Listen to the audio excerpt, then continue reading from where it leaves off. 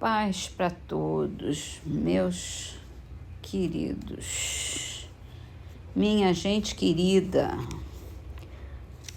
muito bem-vindos e vamos começar logo com o livro de Pastorino, Minutos de Luz. É uma psicografia de Ariston Teles. Calma. A calma é postura interior que você deve assumir nas horas de crise ou nos momentos de decisão. Quem não sabe usar a calma nos instantes difíceis, precipita-se nas sombras das maiores dificuldades. Cultive a calma, agindo com moderação e discernimento. Desta forma, os frutos do seu comportamento trarão tranquilidade à sua consciência. Quem age ou reage com calma demonstra, sobretudo, confiança em Deus. Muita calma nessa hora. É um bom lema para todos nós. E vamos para o Livro dos Espíritos, falando agora no item Relações de Simpatia e de Antipatia entre os Espíritos, as Metades Eternas. No mundo dos espíritos, dois seres que foram inimigos na Terra conservarão ressentimento um do outro? Não. Eles compreenderão que era estúpido o ódio que se votavam mutuamente e pueril era o motivo que o inspirava. Apenas os espíritos imperfeitos conservam uma espécie de animosidade, enquanto não se purificam.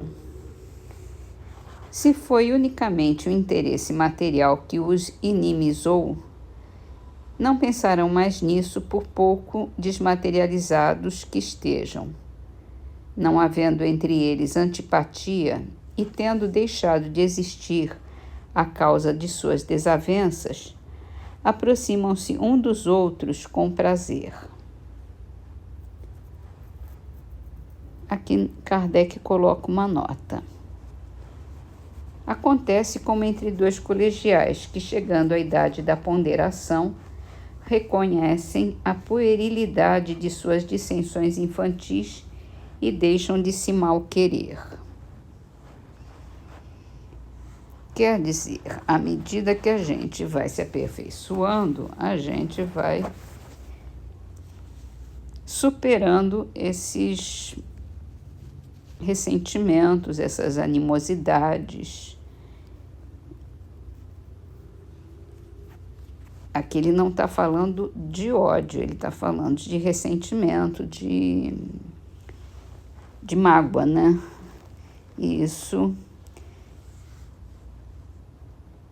é mais fácil de ultrapassar. Mas os espíritos imperfeitos, como nós, ainda custa um pouquinho para superar isso, essas animosidades. Mas no mundo dos espíritos a gente tem uma outra impressão da vida, né? Vamos superar o mais rápido possível.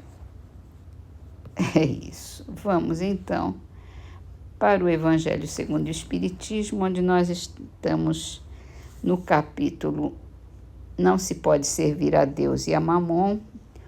Ontem nós citamos as referências das passagens dos vários evangelhos,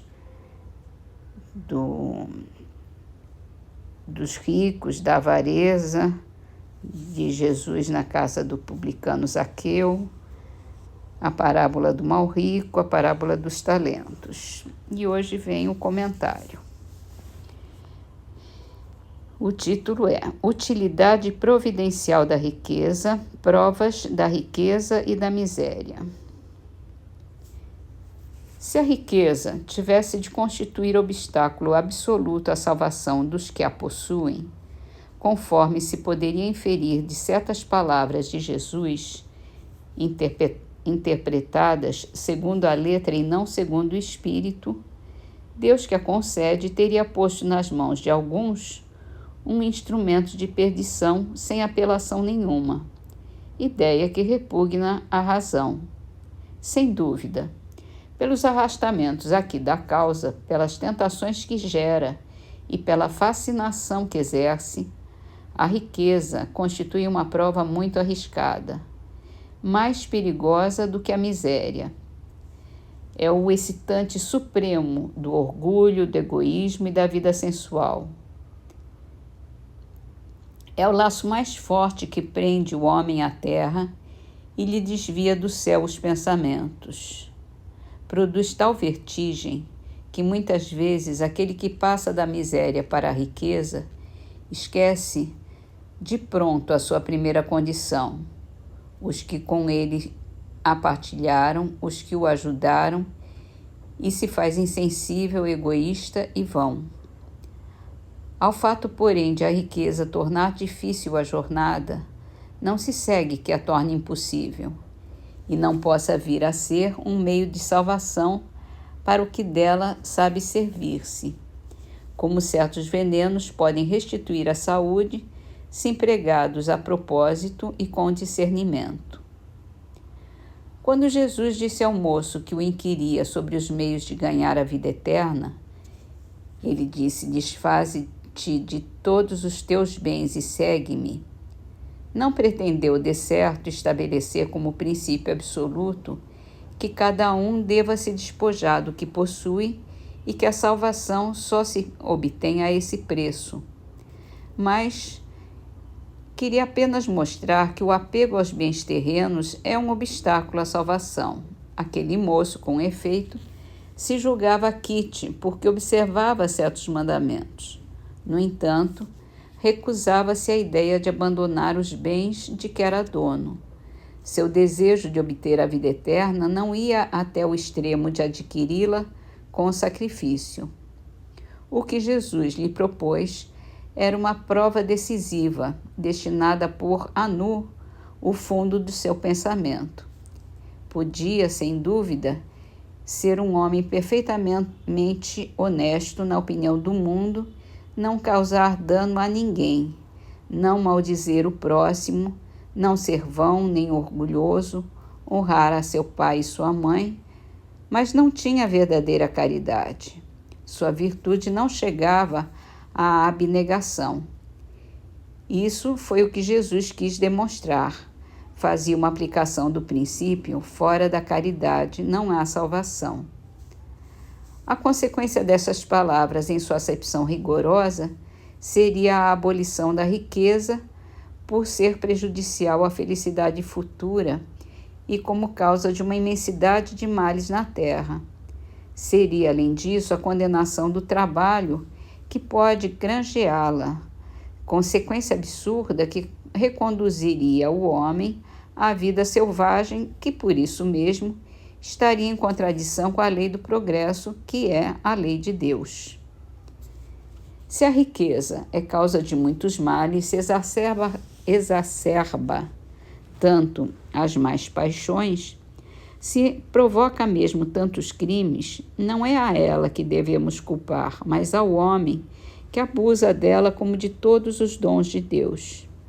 Pelo abuso, ele torna pernicioso o que poderia ser da maior utilidade. É a consequência do estado de inferioridade do mundo terrestre. Se a riqueza produzisse somente males, Deus não a teria posto na terra. Compete ao homem fazê-la produzir o bem. Se não é um elemento direto do progresso moral, sem contestação é um poderoso elemento de progresso intelectual. Com efeito, o homem tem por missão trabalhar pela melhoria material do planeta. Cabe ao homem desobstruí-lo, saneá-lo, dispô-lo para receber um dia toda a população que a sua extensão comporta. Para alimentar essa população que cresce incessantemente, é preciso aumentar a produção. Se a produção de um país é insuficiente, será necessário buscá-la fora. Por isso mesmo, a relação entre os povos constitui uma necessidade. A fim de facilitar mais, cumpre que sejam destruídos os obstáculos materiais que os separam e tornadas mais rápidas as comunicações. Para trabalhos que são obra de séculos, o homem teve de extrair os materiais até das entranhas da terra. Procurou na ciência os meios de executá-los com maior segurança e rapidez.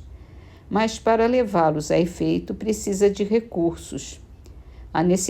A necessidade o fez criar a riqueza, como o fez descobrir a ciência.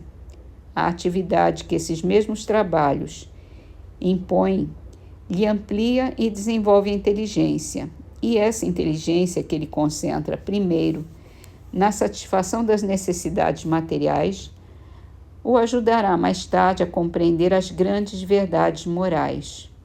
Sendo a riqueza o meio primordial de execução, sem ela não mais grandes trabalhos, nem atividade, nem estimulante, nem pesquisas. Com razão, pois, a riqueza é considerada elemento de progresso. E é isso, né? A riqueza, o dinheiro, os valores, eles estão aí para nos ajudar a nos elevarmos, a progredirmos materialmente, cientificamente, intelectualmente, mas na medida em que a gente usar a riqueza coletivamente, nós poderemos chegar num progresso moral muito maior.